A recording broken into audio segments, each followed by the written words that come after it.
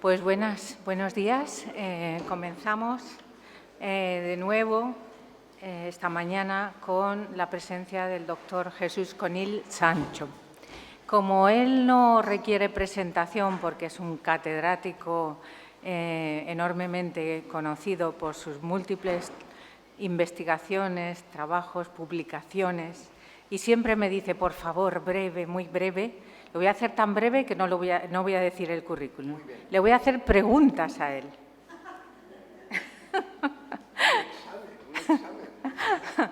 No, solamente para que estén ustedes a la última de sus investigaciones, ¿no? Bueno, Jesús, dinos de cuáles son las líneas de investigación que estás ahora desarrollando que te satisfacen más, porque serán muchas, pero... Hombre, lo que más me satisface es poder estudiar, primera, o sea, ya en general, porque en la universidad todo son complicaciones para poder estudiar. Ya sé que esto no es universitariamente correcto el decirlo, pero es verdad. Hay excesivas, ya que me preguntas, hay excesivas dificultades para que los miembros nos dediquemos prioritariamente al estudio. Pero bueno, a las cosas que me dedico, primero, pues a la docencia básica. Yo me dedico a filosofía moral y éticas aplicadas como tarea docente. Luego en la investigación tenemos un proyecto de investigación sobre cuestiones de neuroética que dirige Adela Cortina. Y luego en mi estudio personal, pues a mí me sigue gustando la ética con el trasfondo de filosofía primera, trasfondo no una ética superficial, sino una ética de fondo, una filosofía moral que toque lo que tradicionalmente hemos llamado metafísica. Y eso llevado a cabo pues, a través de diversas líneas, por ejemplo, la hermenéutica, aprovechando a Nietzsche, cosa que no se solía hacer, aprovechando nuestra filosofía española, Ortega, Unamuno, hasta llegar a Zubiri, y luego pues eso canalizarlo en lo que llamamos en nuestro grupo hermenéutica crítica. Eso sería donde me muevo rápidamente. No sé si suena esotérico, pero... Y las publicaciones últimas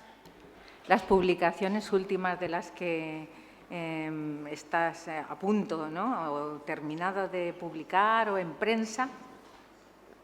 En fin, aquí voy a hacer una confesión. Ya sé que tampoco es muy correcto decir estas cosas, pero dada la burocracia universitaria... he tenido que retrasar lo que me hubiera gustado, que es sacar un libro, el tercero de los que quería, porque ahora, para las cuestiones burocráticas, esto no se suele decir, pero ya que me lo preguntas, lo digo con toda claridad, para que aprendamos conjuntamente lo que nos pasa. Se valoran muchísimo más artículos en revistas de este tipo. Entonces, los últimos años, pues he sacado más bien artículos en las diversas revistas, he intentado hacerlo para cubrir el doble expediente, pero lo que sí que me gustaría es acabar esto rápido, y entonces, bueno, he sacado artículos en las diversas revistas sobre Nietzsche, sobre Ortega, sobre cuestiones de neuroética. Por ejemplo, en Pensamiento, este artículo sí que creo que ha sido, por lo menos me interesa mucho en relación con este grupo, que es el estatuto de la realidad humana, desde el punto de vista zubiriano, por ejemplo, de fondo, pero teniendo en cuenta los estudios de las neurociencias. O, por ejemplo, el tema de la intimidad, desde Ortega, que a veces no se ha considerado suficientemente. Es decir, artículos de este tipo sobre temas de fondo, sobre la realidad humana, la noción de realidad humana, si se le puede llamar personal o no, que ha salido aquí, o sobre la noción de intimidad. Esto es en publicaciones, pero me gustaría sacar el tercer libro de la trilogía que tenía pensada. Bueno, pues entonces vamos a dejar ya que inicie su conferencia con el título sugerente de La mística, algo más que una ética. Bueno, pues el título sugerente es vuestro, porque es el que me propusieron, es ese título, me lo propusisteis vosotros, y por lo tanto el mérito es vuestro. La pura realidad es esa. En segundo lugar, agradecimiento desde el título, como veis, porque me lo han propuesto, me lo habéis propuesto vosotras, y con toda claridad es un título, es verdad, sugerente, que voy a intentar responder modestamente en la medida que pueda para pensar juntos sobre esta cuestión.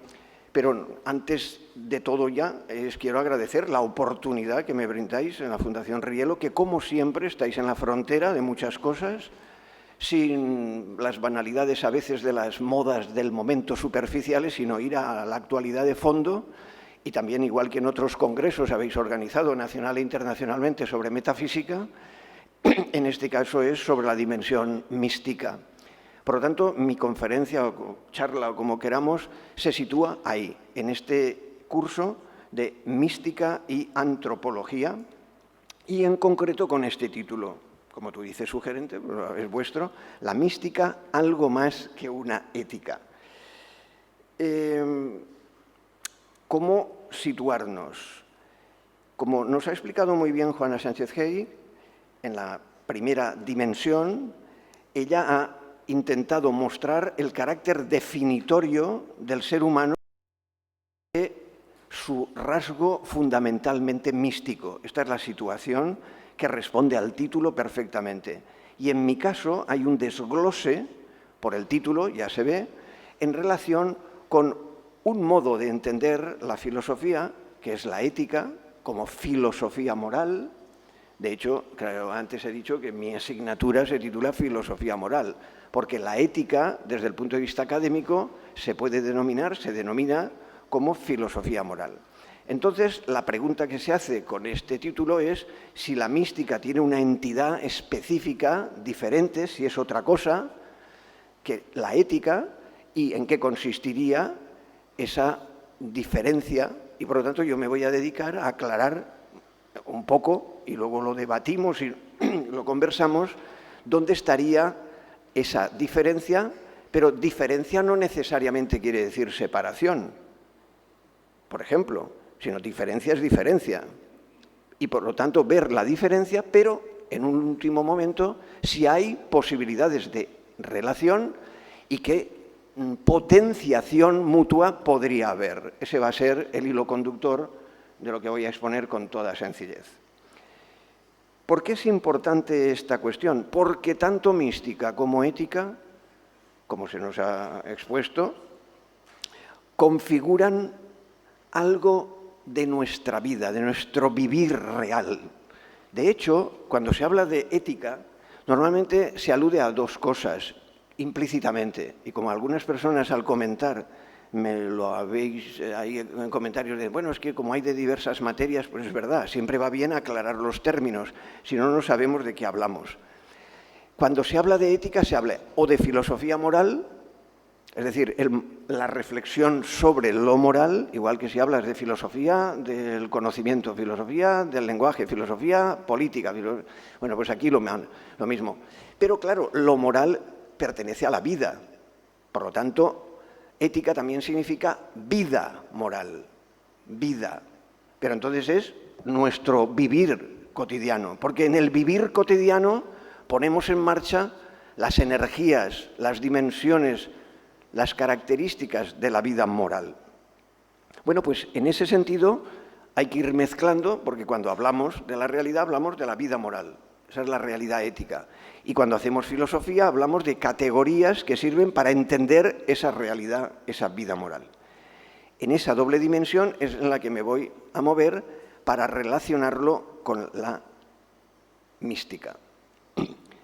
¿Dónde nos situamos históricamente? En la era axial. Todavía pertenecemos, ya sé que hay autores de calibre que dicen que posiblemente estemos rebasando la era axial.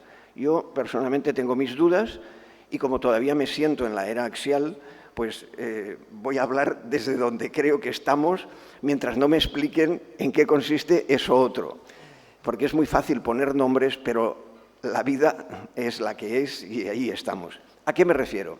La era axial, como todos sabéis, tiene una configuración, viene a ser desde los años 800, 900 antes de Cristo, pongamos 1000 si queréis, todo es discutible desde ese punto de vista cronológico, pero quiere decir aquellos elementos que han configurado las entrañas de nuestra vida, no las cosas superficiales, sino las grandes cuestiones. Si queréis esto, lo comentamos después. ¿En qué se han expresado esas grandes cuestiones? Pues en las religiones, en las grandes religiones del mundo oriental, del mundo occidental, por lo menos tal como nosotros lo entendemos. Sé que dejamos fuera otras, por ejemplo, el mundo africano, el mundo americano, sí, pero en nuestra cultura podemos denominar a eso y es donde nos movemos prioritariamente.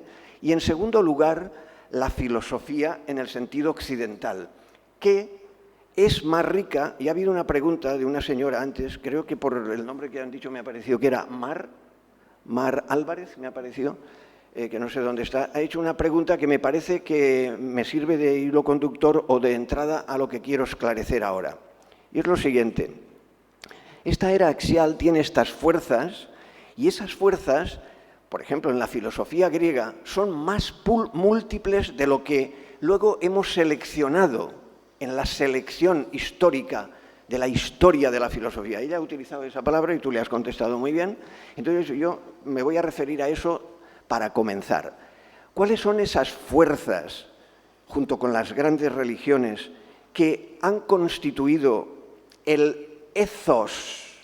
Y eso, el ethos es el modo de vivir, el modo de ser, el modo de llevar adelante nuestra vida, es decir, la ética en el sentido de configuración del vivir humano, pues en Grecia ha habido 3 o 4 registros fundamentales o modos de entender nuestra vida. O desde el punto de vista físico, en el sentido filosófico griego, que es toda la realidad del cosmos, la physis como gran principio.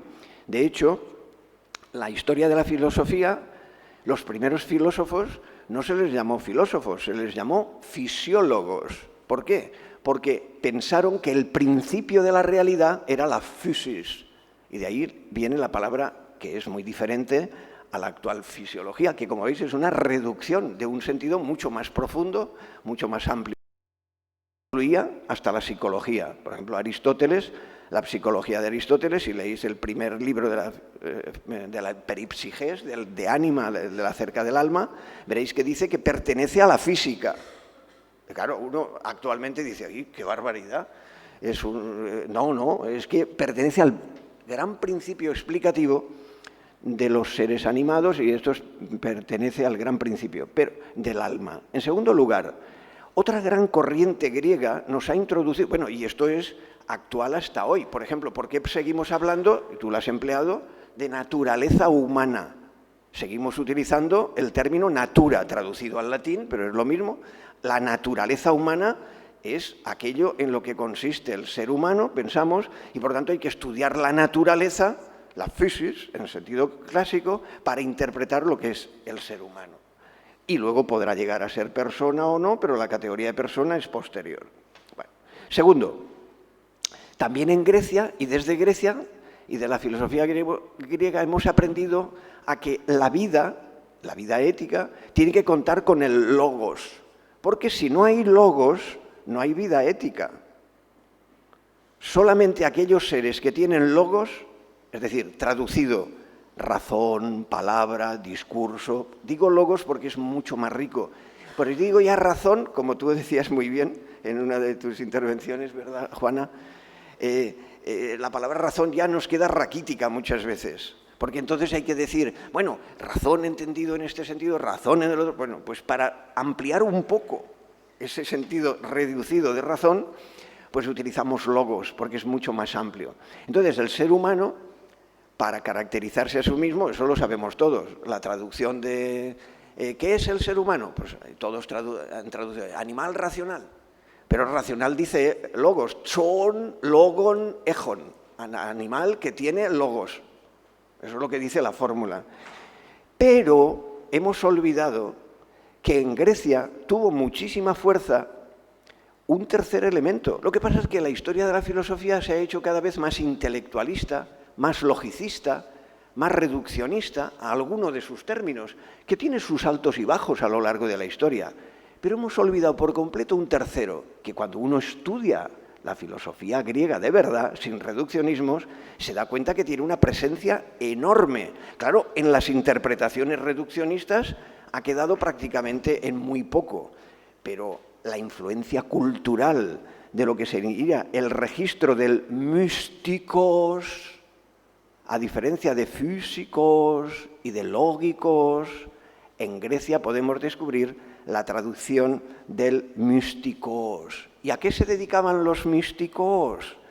A los misterios, al conocimiento posible del mundo y a la vida posible en el orbe de los misterios, porque místicos tiene que ver con mysterium en la traducción. Bueno, por cierto, luego hasta con sacramentum.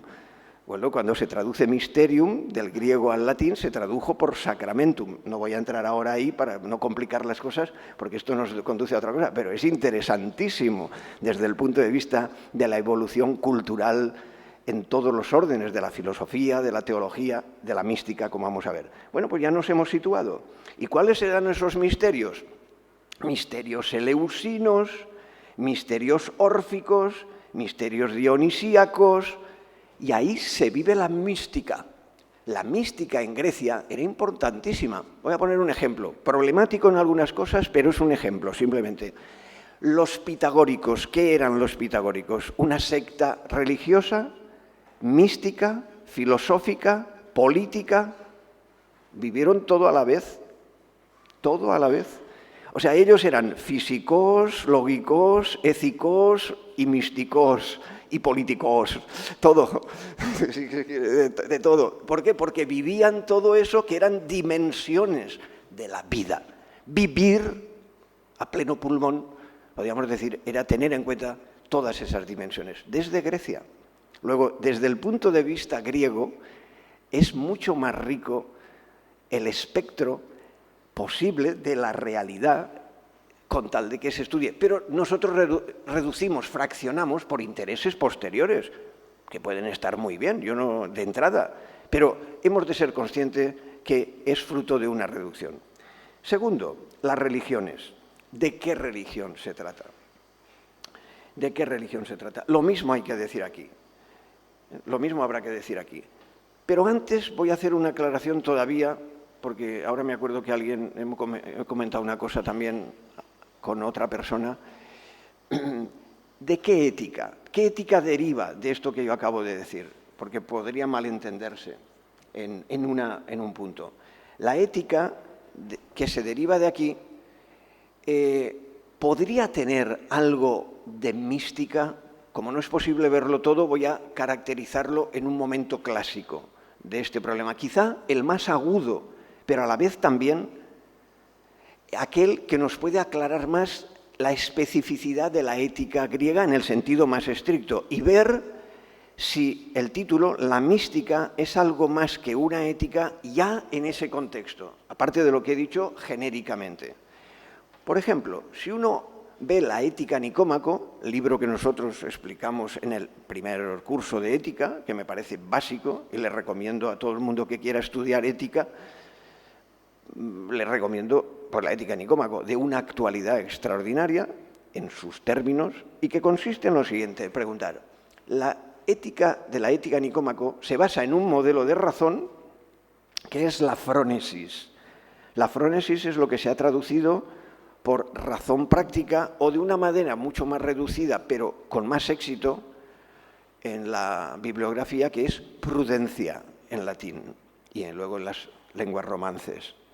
Bueno, esta inteligencia práctica, esta prudencia como inteligencia práctica, sería el canon para dirigirse y regirse en la vida. Usted quiere ser ético, es decir, usted quiere llevar un modo de vida bueno, porque eso es lo que significa, eso es lo que quiere exponer, lo que nos interesa a los seres humanos, y es vivir bien. Y la gente enseguida sonreímos pensando, oh, eso ya lo sé yo. Qué ignorantes somos, ¿verdad? No es tan fácil saber lo que es vivir bien. Hay que ver, por ejemplo, por las consecuencias, hay que ver la suerte, hay que ver muchas cosas. En cuanto empiezas a pensar, y Aristóteles por eso digo que tiene mucha actualidad, porque nos hace pensar en muchas cosas frente a nuestra soberbia ignorante de modernos, un poco estúpidos, si me permitís mi opinión personal. Porque es que no damos para más, no nos damos cuenta que la vida es mucho más complicada. Bueno, pues en ese contexto de vivir bien, Aristóteles piensa que hay un modo de usar la razón que le llama frónesis, que es diferente de otros modos de usar la razón, por ejemplo, la razón científica, que él llama episteme, y que qué actualidad tiene, aun cambiando las tornas del cambio de vista histórico. Entonces, esta forma de vivir basada en la frónesis es la única, de ahí viene. ¿Tiene lugar en la ética Nicómaco algún momento de apertura a lo místico? Fijaros que os llevo hasta un lugar tan canónico como este. Pues si vosotros vais al libro 10 de la ética Nicómaco, veréis que Aristóteles utiliza una serie de expresiones, que no nos da mucho tiempo a exponerlo, pero si quisierais lo podíamos ver, porque es bonito hasta literariamente. Es uno de los pocos contextos bonitos de Aristóteles, porque Aristóteles en los tratados pues es un poco más duro que Platón, que dialógicamente es más bonito, pero es mucho más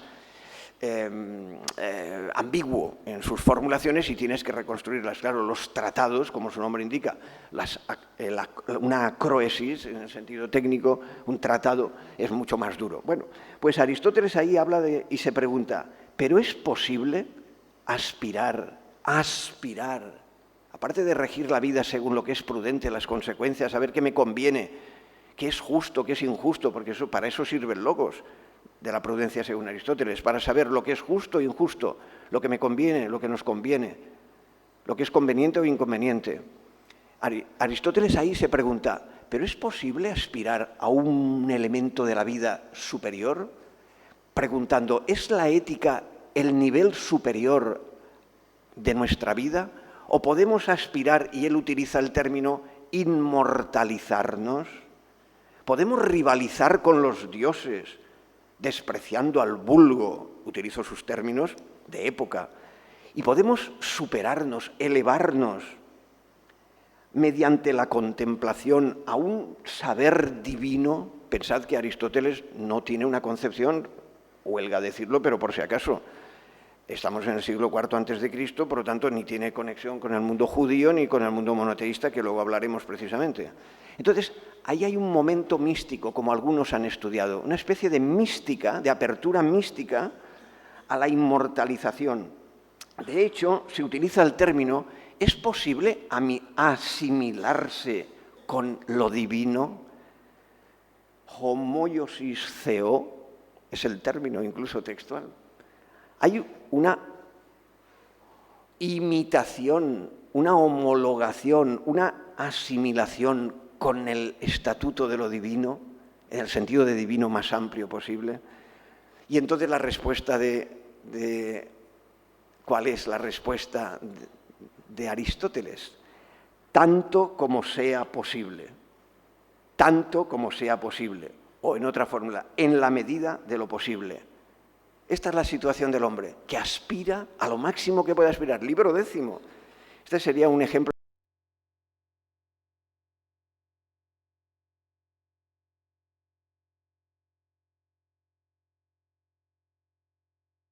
Especie de momento místico en la ética de Aristóteles. Esto sería desde la ética. Segunda aclaración, también introductoria de la ética. Seguramente me quedaré en la introducción, pero da igual, pasa como siempre con los alemanes. Ya sabéis lo famoso del chiste de los alemanes, que decían una obra alemana era introducción al estudio del elefante en 10 tomos. Pues eso recuerdo que pues algo así pasa, pero bueno. Entonces aquí vemos cómo hemos intentado mostrar la apertura, pero los límites. O sea, Aristóteles es muy consciente del límite de nuestra realidad humana, pero no niega la apertura en la medida como sea posible, tanto como sea posible. La ética, pues, es la configuración máxima posible, pero no nos cierra a elevarnos en lo posible todavía en un rasgo más. Bueno, esto sería lo primero. Y la segunda aclaración que quería hacer es que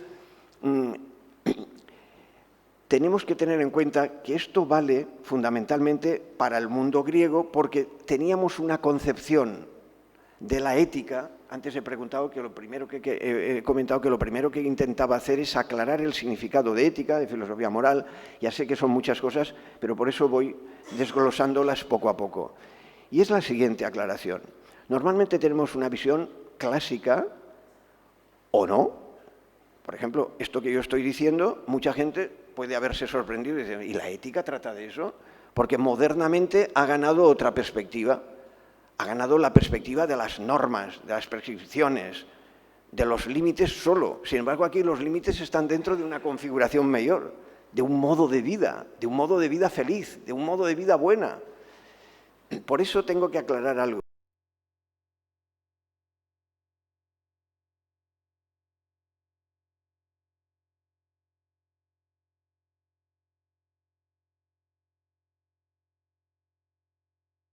Escriben dimensiones de lo moral, que en la época moderna son ineludibles, tal como vivimos, que es lo que Adela Cortina estableció, que alguna gente no ha querido entender, peor para ella, porque esto no es una cuestión ni de opinión, es que es estructuralmente así, porque si no, la otra solución es, que es habitual, liarse a palos, que es lo habitual en la vida, eso es lo normal. Solo podemos convivir pacíficamente si distinguimos en el orden moral dos niveles, las exigencias y las proposiciones. Hay cosas que creemos que nos podemos exigir, son los mínimos éticos, y hay cosas que nos podemos proponer para vivir mejor, pero eso no nos lo podemos exigir ni imponer, eso nos lo podemos proponer, eso es los máximos éticos. Bueno, pues lo digo porque al final voy a utilizar esta cuestión.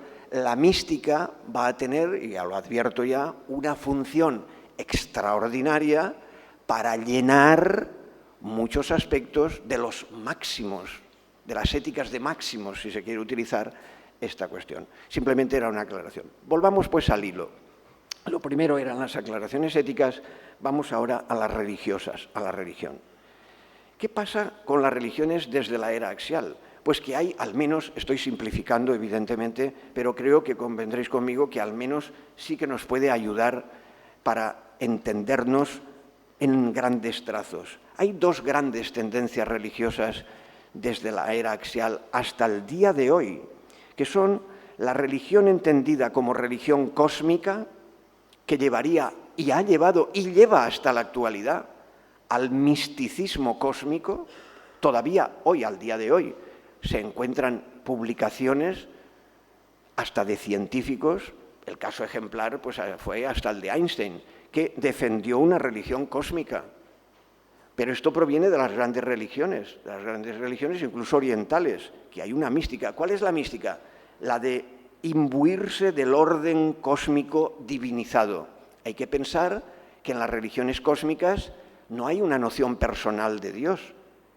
Bueno, en la filosofía moderna tenemos el ejemplo de Spinoza, Deus sive natura, la naturaleza divinizada. Dios no es el Dios personal, eso es una construcción antropomórfica.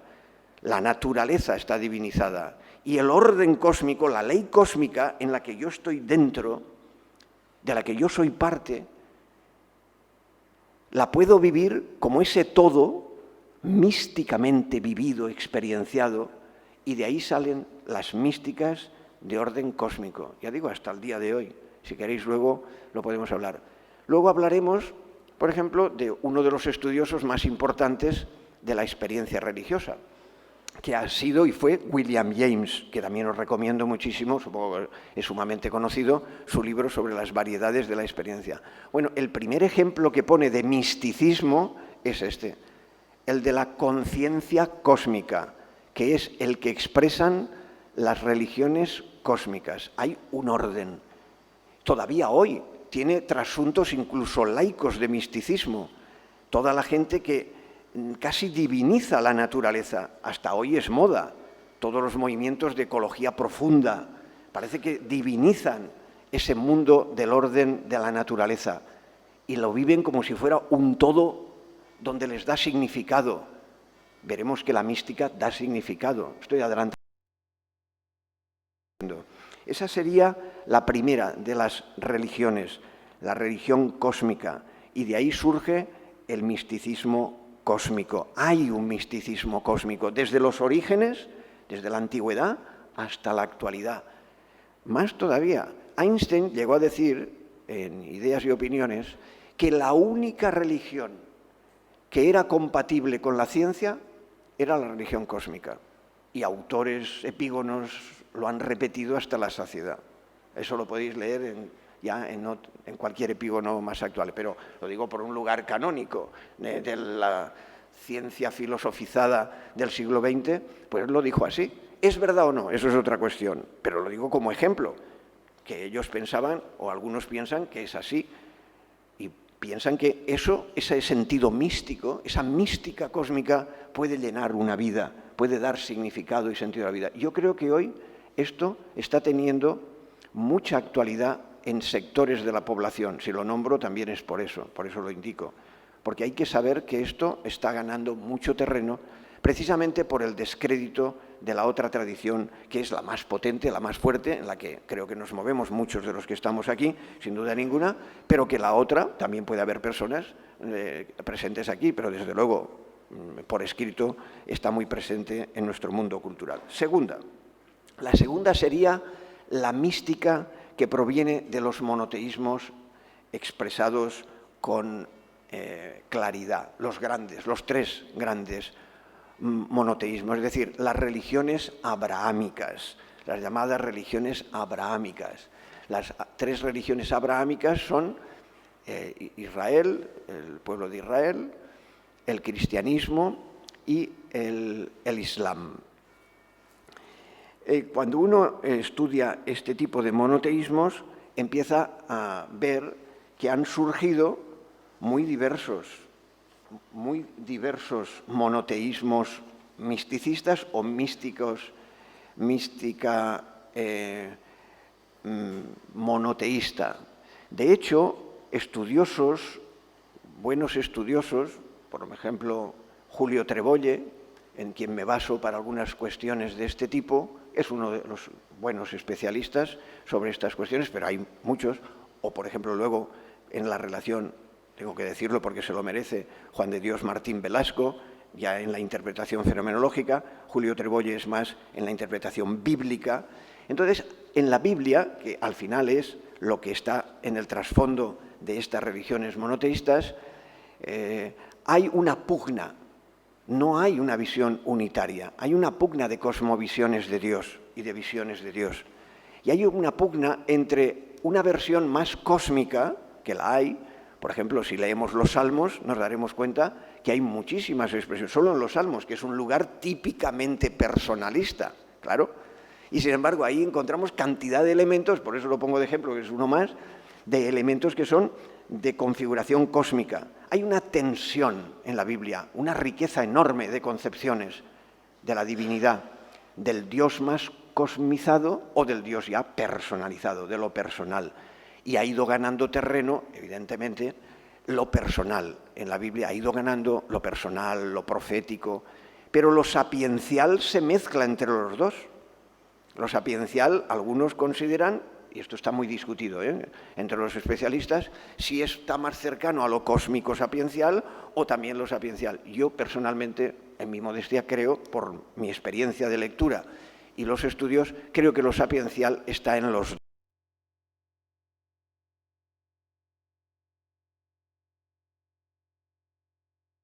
Estudiado y muy debatido en las diversas interpretaciones. Simplemente lo apunto porque a veces se piensa que la Biblia es una configuración unitaria o esto hay que estudiar. Si ya ética no se estudia en España, o la gente cree que sabe ética por ciencia infusa, ya de religión, ¿qué te voy a decir? Es decir, aquí todo el mundo sabe de religión y nadie estudia nada. Esto no puede ser, esto es una incultura, lo peor es la incultura, pero bueno, lo decía Julián Marías mucho, no, el problema no es la interculturalidad, sino la falta de cultura. Bueno, es que es verdad, y en este terreno más. Esto es muy serio porque, claro, hay una serie de consideraciones tan superficiales, bueno, pero avanzo, si no, no. Entonces vamos a estas religiones. ¿Cuáles son las expresiones, aunque sea muy rápido, de estas religiones? Muy rápidamente. En primer lugar, la conciencia cósmica. La he nombrado antes y la voy a dejar porque ya pertenece a la otra religión, la mística cósmica. Vamos a ver, en todas las religiones, en las tres grandes religiones, hay unos ejemplos y unas caracterizaciones que van siendo comunes, y en las tres hay experiencia mística. La clave es esta.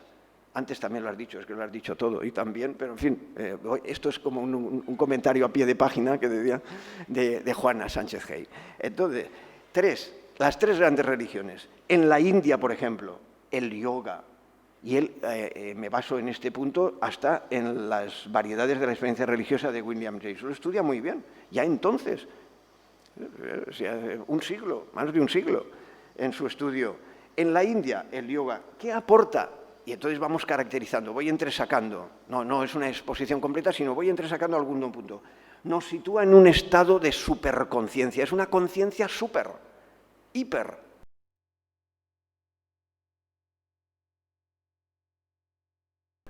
¿Por qué? Porque hay una iluminación. Luego veremos si esa iluminación es conocimiento o no, como se debatió ayer, por ejemplo, por el texto de Ortega. Pero es una iluminación. Y tercero, es una iluminación que cambia radicalmente la vida. Esos tres elementos que son comunes a todas las configuraciones místicas, ya está en los místicos de la India. Segundo, los mahometanos. Los mahometanos entre sí tienen unas pugnas, en fin, iba a decir una malicia del día de hoy, pero me la callo, pero todo el mundo puede tenerlo en la mente, de los conflictos institucionales que tenemos en España, pero en fin, entre sí, bueno, se matan entre sí, siguen a muerte, como en otras épocas entre los cristianos. Esto hay que tenerlo en cuenta, esto es muy grave. Sin embargo, la secta sufí dio una vía de solución. Los sufitas son la vía mística dentro del Islam, con una fuerza y un potencial enorme de pacificación, de serenidad, de experiencia real, de éxtasis, de compenetración con Dios. Hay algunas cosas que ya no me paro porque las has explicado tú también. Por lo tanto, hay una posibilidad en el Islam de tocar fondo místicamente. Y ahí tenéis la secta sufí. No me detengo más porque el tiempo corre. Tercero, la gran mística. No lo digo yo, lo dice nada más y nada menos, porque esto puede decir, bueno, porque tú estás más cercano a esto. No, lo dice Henry Bergson, que dice que la mística completa, llega a decir el superior, es la cristiana. Y él no era cristiano, de confesión. En su análisis, que también le recomiendo, la obra de Bergson, que ha pasado muy desconocida en muchos medios, que es fantástica a mi modo de ver, Las dos fuentes de la moral y de la religión. Es una obra maravillosa, es la última gran obra de Bergson. Ahí hace un estudio de la mística.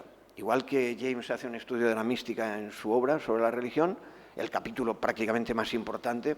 ¿Y por qué? Porque piensa que la religión personalizada tiene su raíz más profunda en el momento místico y le dedica el capítulo que él dice que es el más importante. Lo dice él. No solo es que lo dice él. Y lo mismo Bergson. Bergson en su obra, otro de los grandes de la filosofía contemporánea, dice que la mística cristiana le parece la superior. ¿Por qué? Porque es la más completa en todas sus características. ¿Qué características tiene? Y él habla en este punto. Tiene las características de elevarnos como, y algunos lo han interpretado así, como a una especie de superhombre. El hombre superior, la figura de hombre más completo, es como la del místico, porque está... Hablaremos de esto de estar por encima, que tiene sus inconvenientes. ¿Qué aporta? La sobreabundancia de vida, dice Bergson. La vitabilidad acrecentada, son términos suyos. Es como una vida acrecentada, con una potencia vital enorme. Por eso los místicos nos abren nuevos caminos. Los grandes místicos todos abren, todos nos descubren nuevos continentes. Y además, llega a decir, como si todos vinieran del mismo país, de las diversas religiones. Y además, todos... Este me gustó muchísimo cuando lo leía, dice un seminario hace años sobre este libro en la facultad, cuando daba filosofía práctica. No sé si aquí habrá alguien de aquella época todavía. Porque es que, dice, y además sus ecos nos llegan incluso a las personas que no somos religiosas oficialmente. Pero, ¿quién puede estar ajeno a esos ecos? Dice el término, Qué bonito, ¿verdad? Que incluso es bonito. Es decir, algo resuena en mí cuando leo eso, aunque no sea confesante, aunque no sea creyente desde el punto de vista oficial, pero humanamente pertenece a la realidad humana esa resonancia, porque me abre algo que luego a lo mejor pues yo no soy capaz. Pues ¿qué le vamos a hacer? Como no soy capaz de pintar o de crear música, pero eso no nos resuena algo, no nos toca una fibra, no es una antena para ver más, como dirá luego. Eso se lo dice Ortega, por si no nos da tiempo. Ortega no niega que el místico, empieza así el artículo, que mucha gente solo se queda con la segunda parte, pero él empieza diciendo que el místico ve más, textual, ve más, claro, ver ve más, que no lo puede comunicar, eso es otra cosa, luego entraremos en eso si conviene o en el diálogo. Pero la primera frase es ve más, es decir, eso es lo que dice Bersón también, es decir, hay una sobreabundancia de vida, nos ayuda a ver más, aunque nosotros no seamos capaces. Y eso resuena de algún modo en mí, como en otras fórmulas de lo que es el arte o la vida. Y por eso mucha gente, que no es incluso religiosa de cuando ha leído, pues recuerdo músicos, poetas, leen a San Juan de la Cruz, leen a Teresa de Jesús, de nuestros grandes místicos, y se entusiasman porque algo les resuena a ellos. Aunque luego, eso es otra cuestión, es el misterio, ahora veremos, eso es lo que significa mística. Significa, lo he dicho desde el principio, misterio. El misterio es insondable, ahí no podemos entrar, ¿qué le vamos a hacer? Pero eso no le quita grandeza a las cosas.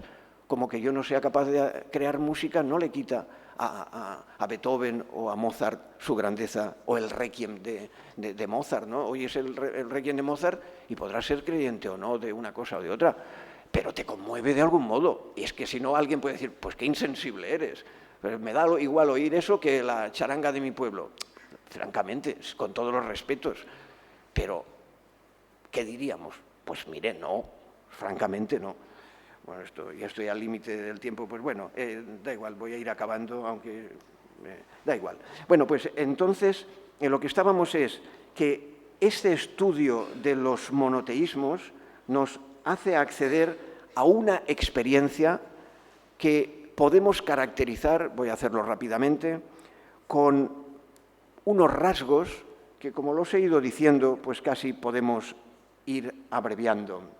Son los de una vida que puede conducir, y esto sí quiero comentarlo, porque nuestra situación puede dar la idea de que la vida mística es un abandono, una negación, una huida, una fuga mundi.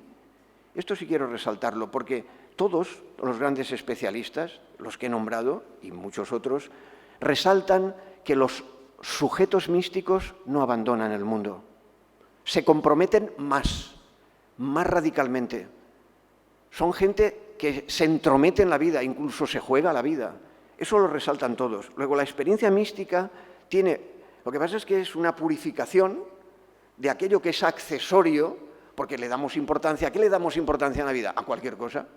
Cualquier cosa tiene más importancia. Un rasguñito de mi uña, como decía un clásico, es mucho más importante que mueran millones de personas, o que pasen hambre, que era el ejemplo que él ponía. Millones de personas. Pero como me duele la uña, esto nos retratamos todos en esto. Entonces, tiene que haber una purificación, según la terminología, tiene que haber una ascesis. Pero ese es un primer momento. ¿Para qué? Para una transfiguración, dejarse iluminar, para oír la pluralidad de voces, pero destacar cuál es, como dijo un gran teólogo, el cantus firmus.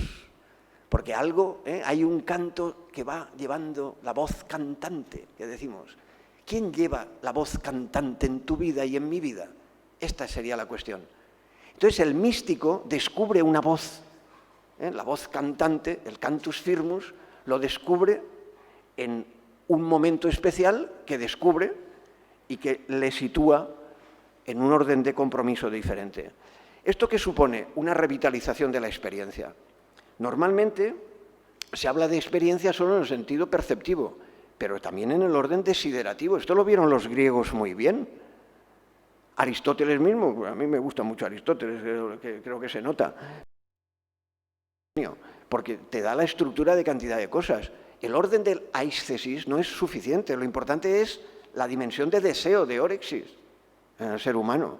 Y el ser humano es un haz de deseos, de anhelos, es desiderativo por naturaleza, incluso más importante que el perceptivo, por lo menos igual, porque uno siente no solo viendo, sino deseando. Incluso lo que deseamos no depende de nosotros. Es un anhelo que llevamos ínsito en nuestra vida. Pues la dimensión mística, yo creo, por lo que estoy viendo, que se expresa en todos estos análisis, como veis, son filósofos de primera, y se pueden buscar otros, pero he elegido estos que son muy clásicos.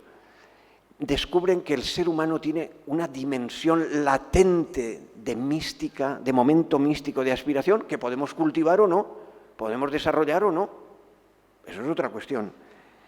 Por lo tanto, aquel que quiera llevar una vida práctica comprometida, los místicos grandes, estos que hemos nombrado y otros, dicen, pues mire, mi vida está iluminada por el misterio.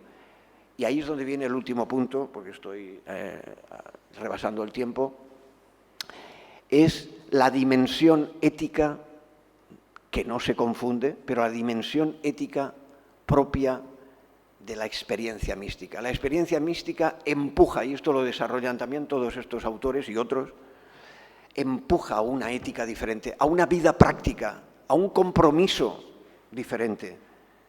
Y esto se puede expresar de diversas maneras, porque esto puede ser conocimiento en el sentido técnico, como antes lo he dicho. Pues Ortega dice, mire, no, porque como no me sabe contar el viaje que ha hecho, que es el ejemplo que él dice con ironía y que se leería ayer.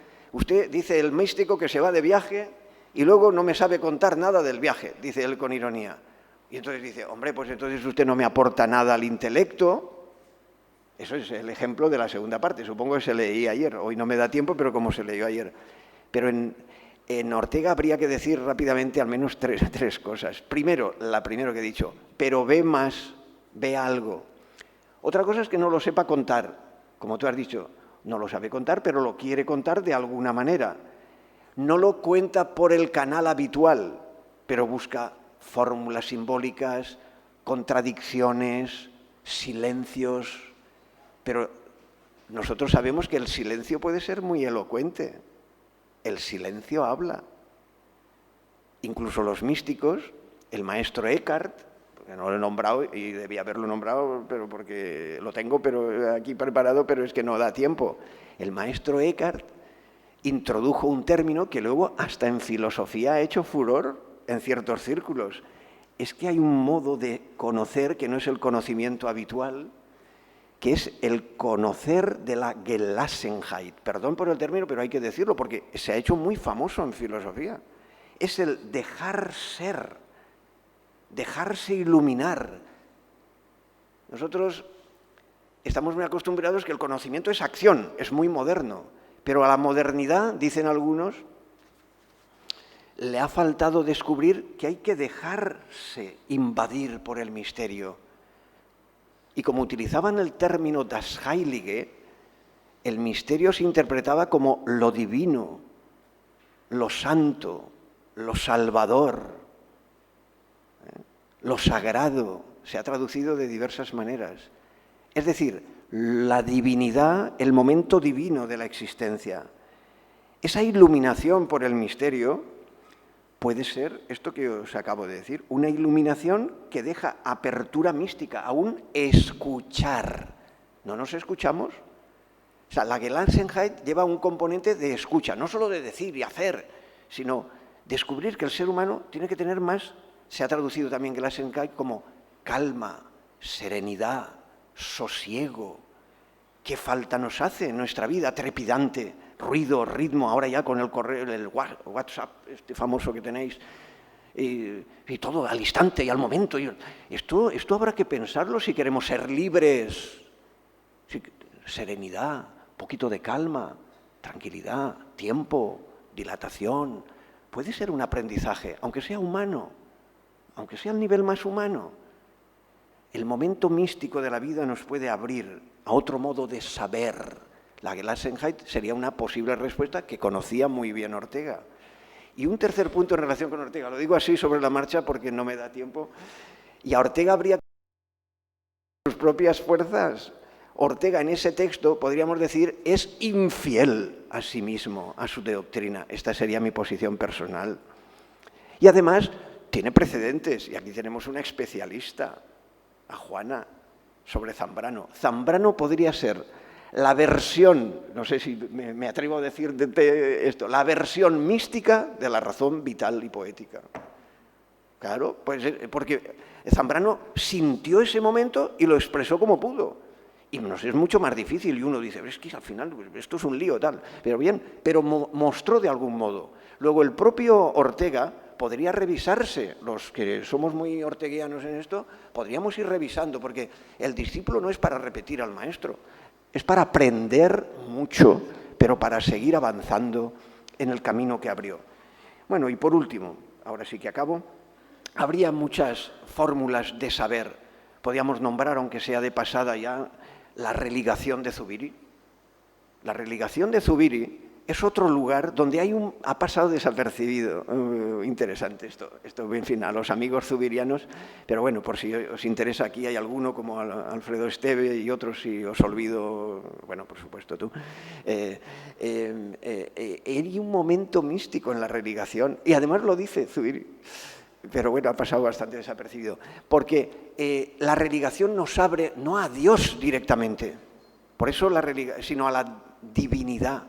La religación, la gente enseguida corre y la relación con Dios. No, en Zubiri no es así. La religación es un espectro de experiencial más amplio, mucho más amplio, donde caben diversas modalidades. Una cosa es la divinidad, otra la deidad, y además tiene que ver con las diversas formas de experiencia en la historia de las religiones, y otra es la dimensión de Dios en el sentido personal, etc. Y por último, eso solamente es un apunte, lo último es lo que os anunciaba, las aportaciones de la mística a la ética ya, a la vida ética en el sentido más radical, total. Yo creo, personalmente, que aquí tenemos un potencial. Esa aportación a la construcción de un sujeto. Tú has utilizado otro término, pero vendría a ser, igual que hablamos del sujeto moral, la mística aporta ese más, es la construcción de un sujeto místico que se hable a una experiencia de plenitud de vida. Yo creo que la experiencia, lo que quieren mostrar los místicos, dicho en una terminología más vulgar, más de lo que yo soy capaz, es experiencia de plenitud de vida y que quieren transmitir de algún modo, pero con oscuridad. Tú antes lo has dicho, pero con oscuridad.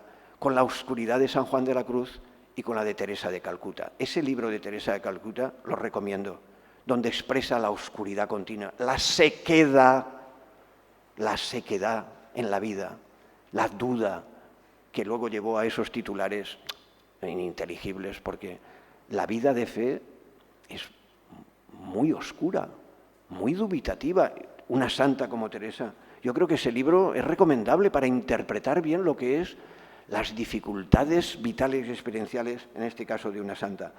Y por último, yo creo que la aportación de la mística no solo es la configuración de un sujeto que vive a pleno pulmón la apertura a una experiencia de plenitud de vida, sino también al compromiso.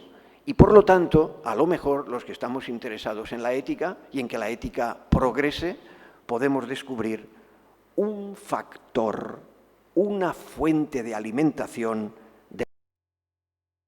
Muchas gracias.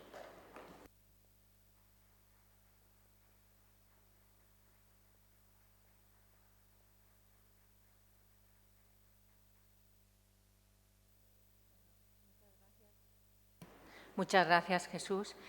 Bueno, a continuación seguro que esto va a suscitar un interesante coloquio. Ha suscitado muchas sugerencias y, pues nada, queda abierto para las preguntas. Dándote las gracias porque me parece que has tocado temas profundos, temas de fondo. Lo has hecho, digamos, porque podrías haber hablado muchísimo más, ¿no? Pero lo has hecho ajustándote ¿no?, a las posibilidades, y además eso con una sugerencia de temas de fondo, que es importante. José María.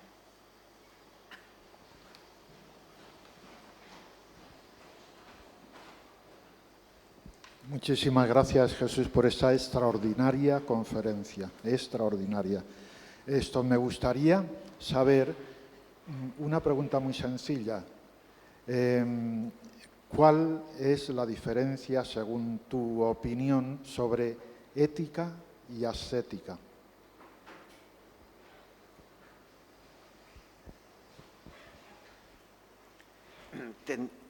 También ahí hay que empezar diciendo, depende de qué ética. Hay éticas muy formalistas, hay éticas procedimentalistas, ahora ya hablamos un poco más técnicamente, y hay éticas experienciales. Entonces, las éticas formalistas y procedimentalistas, muy típicas de la modernidad, por razones serias, no, esto no es ninguna crítica negativa, yo creo que todas las vertientes hacen falta. Lo que ocurre es que, haciendo falta, puede uno también darse cuenta que son insuficientes.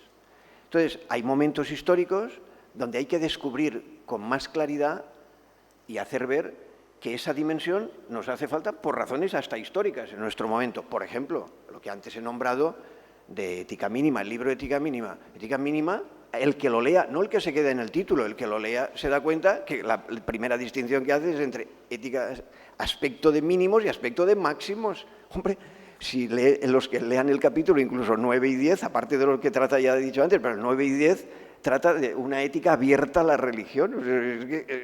Vamos, las cosas claras, no hay nada que esconder.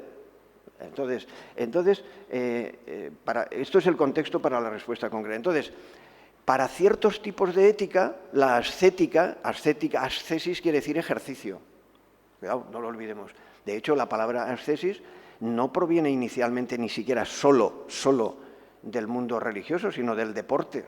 Ahora que me he estudiado he tenido que hacer unos artículos sobre el deporte, pero no le voy a decir por qué. Bueno, sí, porque también es bueno.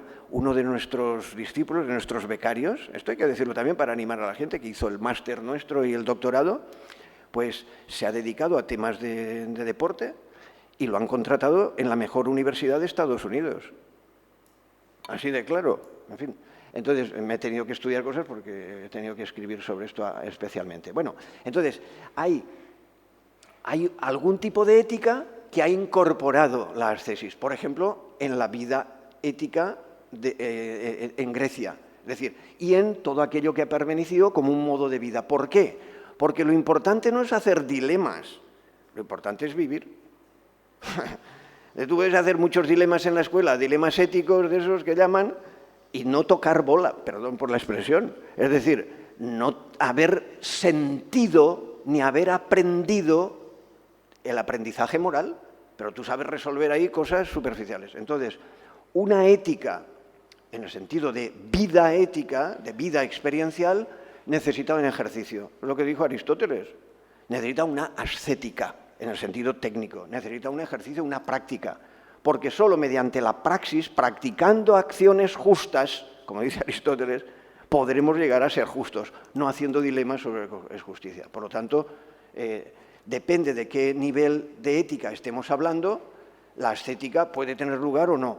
Pero en la ética, en el sentido profundo, como modo de vida, para poder llegar a ser bueno, para llegar a ser justo, para llegar a ser honrado, necesita un ejercicio continuado. De lo contrario, se queda en puro formalismo.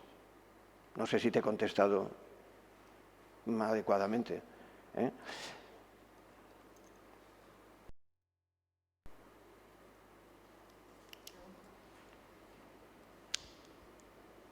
yo aprovecho que estoy aquí cerca.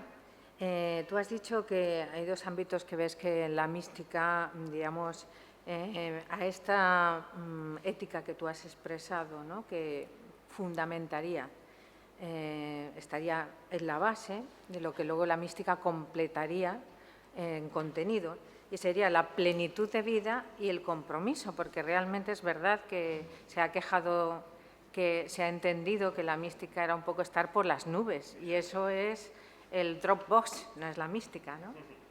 Entonces, realmente es verdad, los místicos se comprometen y más que ver la historia, ¿no? La historia de lo que han hecho los santos a lo largo de toda la vida, ¿no?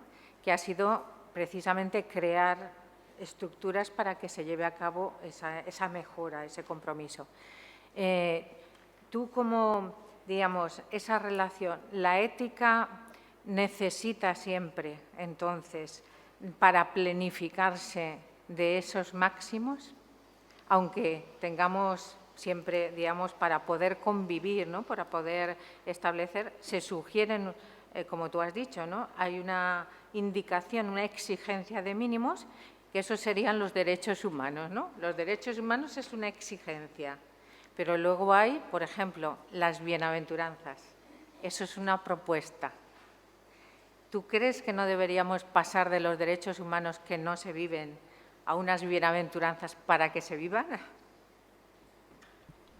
Exactamente, planteas el tema de alianza y contrato, es que es verdad, el libro de Adela, Alianza y Contrato, bueno, desde ética mínima lo plantea de otros términos porque responde a una situación histórica en España para evitar la confrontación y el enfrentamiento que todavía pervive en muchas gentes y que no tiene ningún sentido. Si queremos convivir, necesitamos, hasta en un piso, los chavales jóvenes viven en un piso, aunque sea una metáfora, pues para poder, aunque sea para funcionar, que no es suficiente, no es comparable. Perdón por la metáfora porque lo reduce, pero es que es necesario, que queremos convivir. Pero además es que en el análisis, este es un tema profundo, pero ya los temas vamos a pensarlo bien. Para poder convivir necesitamos un mínimo que podamos compartir. Si no, no hay solución.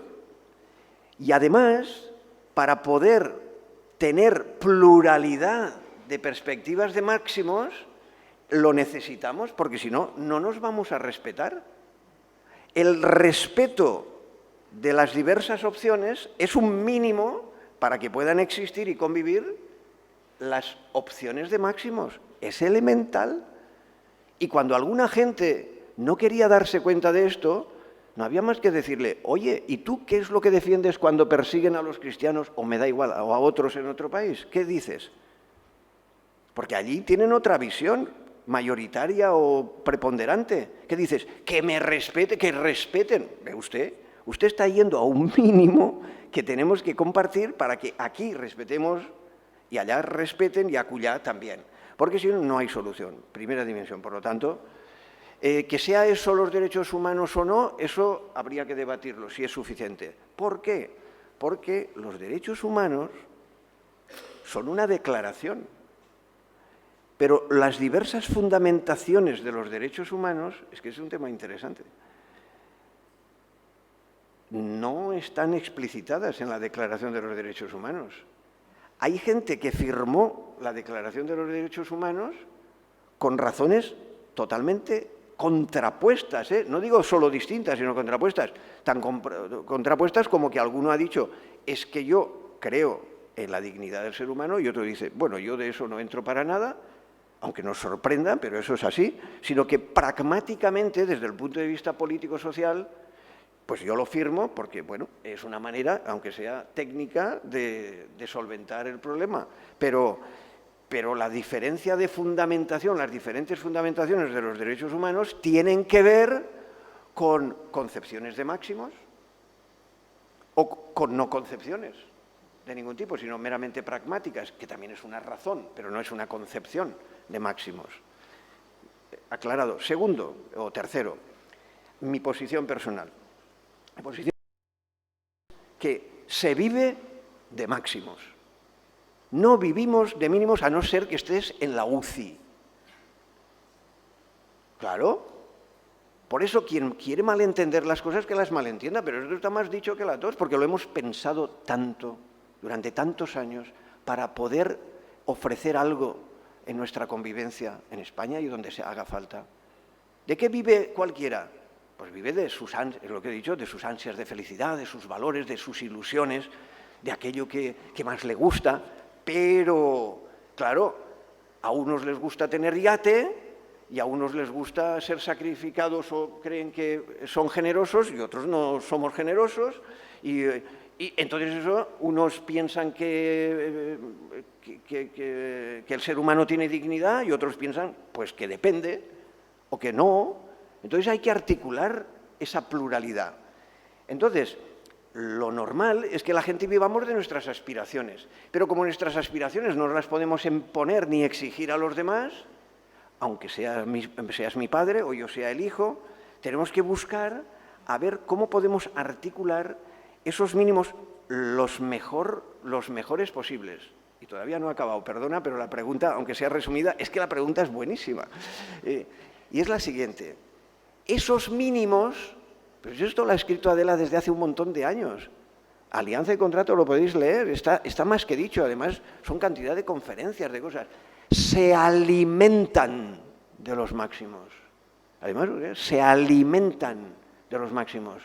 Y cada cual de los suyos, el que defienda la naturaleza, porque tiene una concepción cósmica, un misticismo cósmico, pensará que la naturaleza es muy respetable, ¿sí? Pero otro dirá, aunque no lo diga porque ahora no está de moda, pero pensará y vivirá diciendo, pues mala suerte. Las generaciones futuras, no se dice públicamente porque ya no está bien decirlo, pero ¿quién se cree todo esto?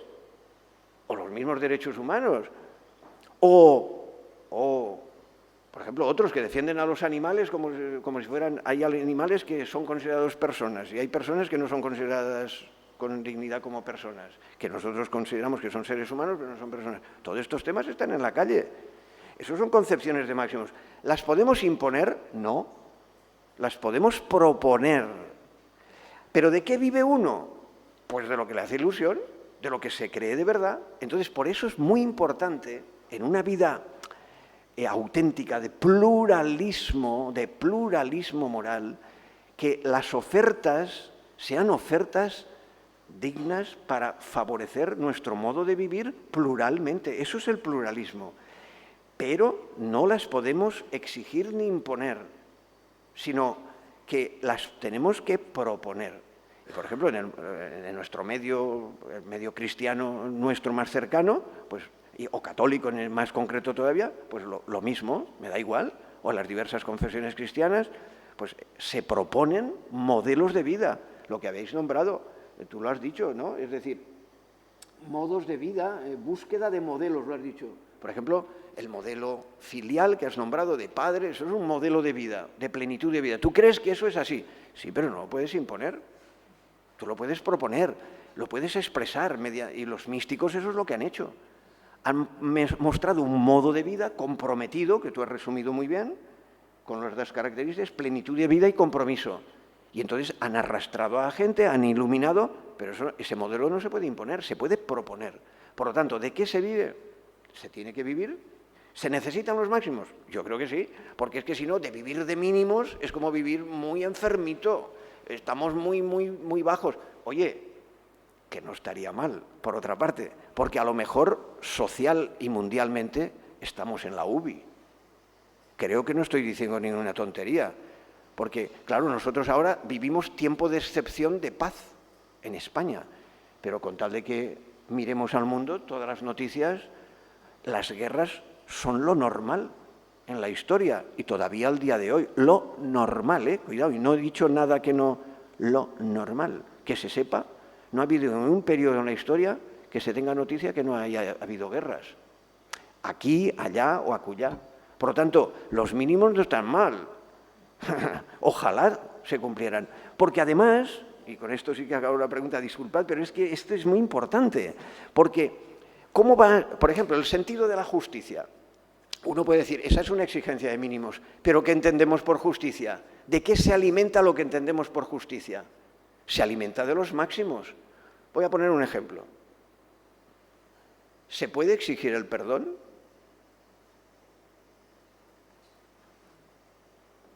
Tú has puesto antes, ¿se puede pedir consolación? La gente dice, tengo derecho a la... No tienes derecho. O sea, está de moda de utilizar la palabra derecho de una manera muy equívoca.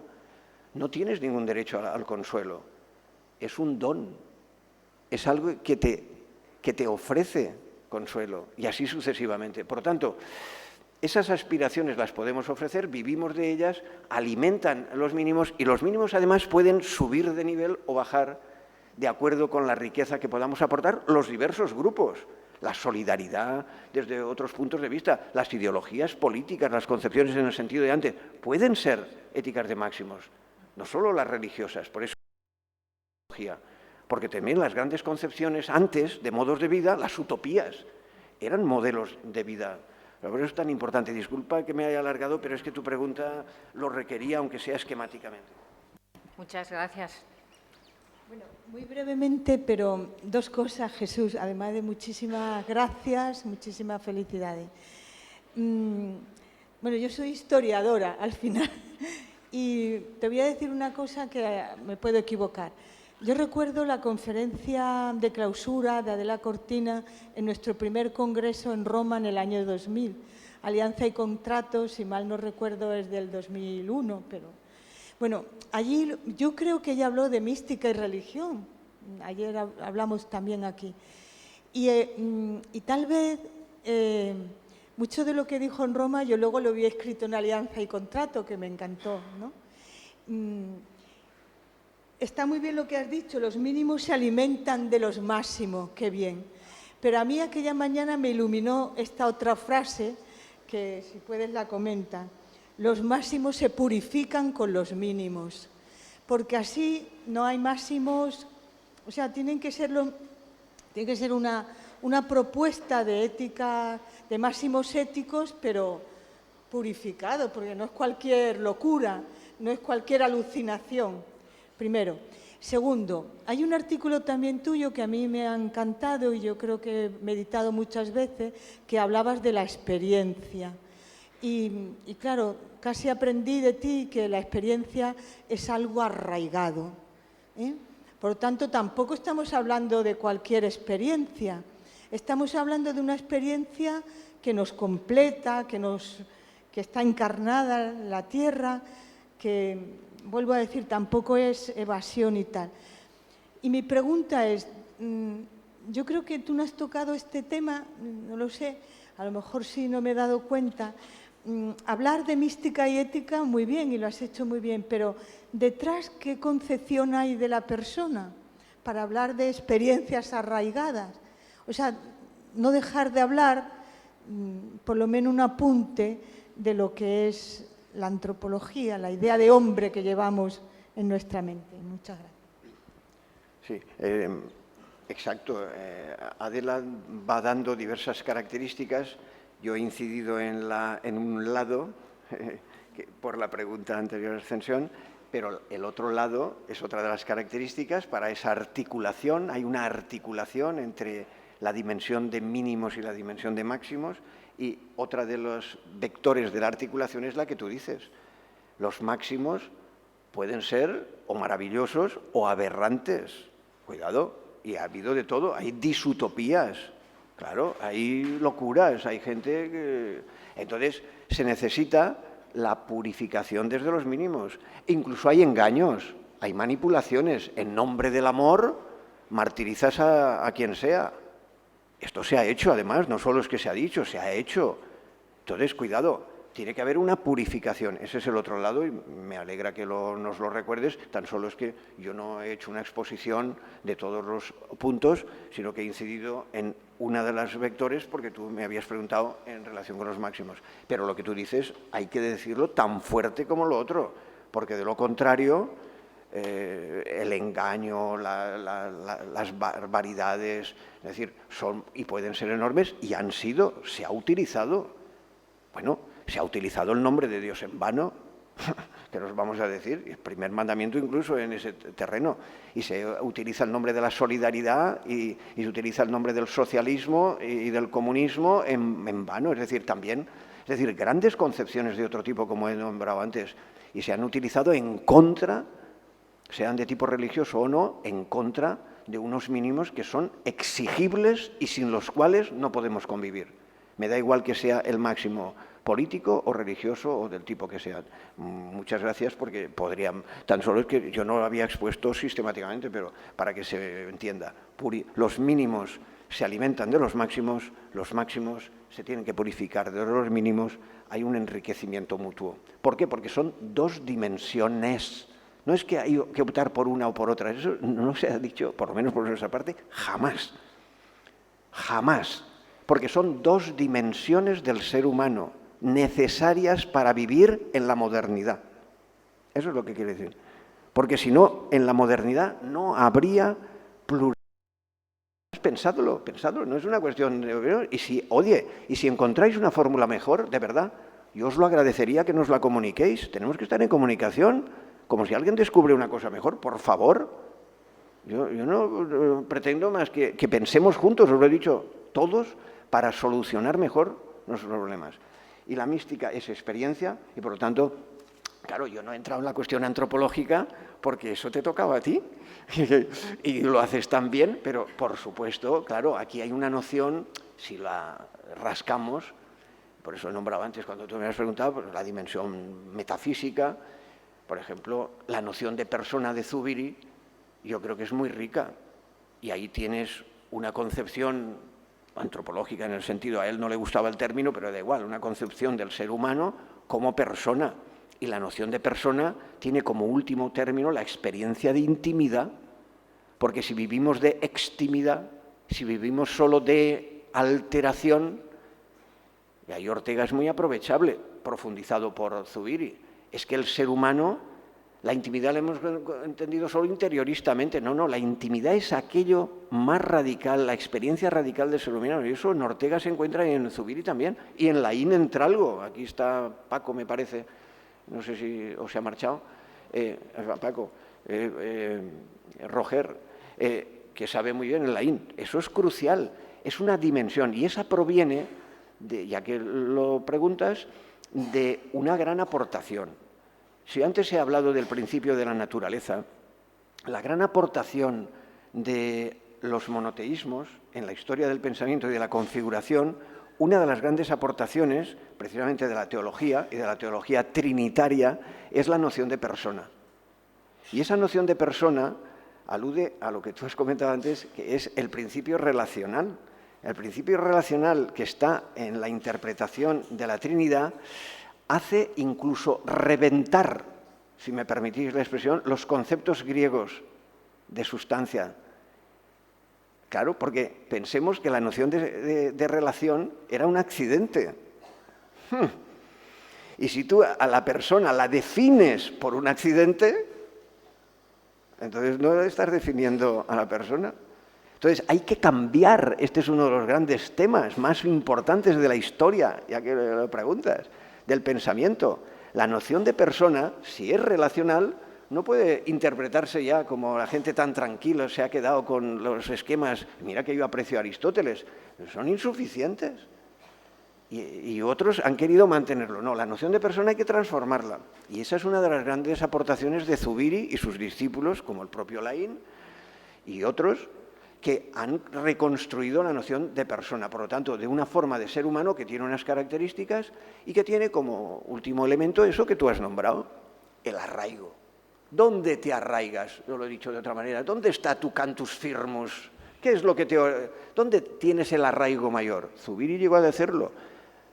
El problema más importante, llega a decir, es el de nuestro siglo, el de la intimidad y el del arraigo. Lo dijo él mismo. Dice, no, el problema más grande, dice, además del ateísmo y tal, es el de la intimidad y el del arraigo. ¿Dónde está arraigado? ¿De qué vivimos en última vez? ¿Cuál es nuestro fundamento?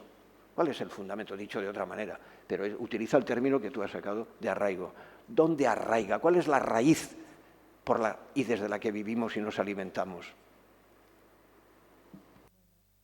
Pues muchísimas gracias, Jesús. La verdad es que seguiríamos, pero tenemos que terminar porque en 5 minutos, es decir, 5 minutos con sus segundos, pero no más, vamos a empezar la mesa redonda, porque además el profesor Domingo tiene clase Y entonces tiene que hacer un esfuerzo por estar en 2 sitios al mismo tiempo, y es un gran esfuerzo, ¿eh?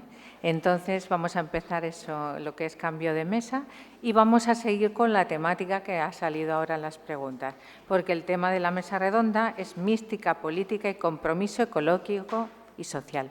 Pues sí.